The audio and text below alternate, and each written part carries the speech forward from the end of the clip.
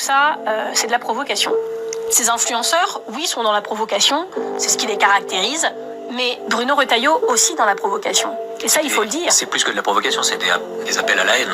Oui, mais ce que fait M. Retailleau, c'est contraire à l'état de droit. D'expulser des gens dont un procès est prévu le 14 février, sans attendre leur procès, excusez-moi, c'est un symbole de l'extrême droite au pouvoir. Le droit international, par exemple, les relations entre États ont des règles aussi. Quand vous avez un ressortissant d'un pays, que vous voulez le renvoyer dans son pays, bah ça se fait avec l'accord du pays. C'est pas des colis la redoute, les gens. Vous pouvez pas dire, ah bah tiens, je l'envoie, bah retour à l'expéditeur. Qu'est-ce que c'est que cette affaire ? On n'a pas de problème diplomatique avec l'Algérie aujourd'hui ? On a des problèmes diplomatiques avec l'Algérie et je pense ce que je pense du gouvernement algérien. Mais les relations internationales ont des règles. Il y a des règles de droit et il y a aussi des règles de droit dans les procès et dans les règles qui régissent aujourd'hui en France comment on peut renvoyer ou pas des personnes. Et je trouve extrêmement choquant que M. Retailleau, après un incendie aussi pyromane la semaine dernière sur les sorties scolaires et les femmes voilées qui les accompagneraient, il va nous en faire une par semaine. Pourquoi ? Parce qu'il ne veut pas qu'on parle des vrais sujets.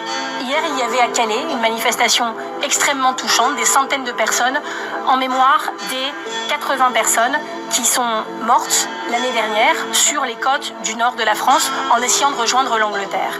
Pourquoi c'est extrêmement grave ? Parce que, vous savez, les débats médiatiques, c'est vous qui les choisissez.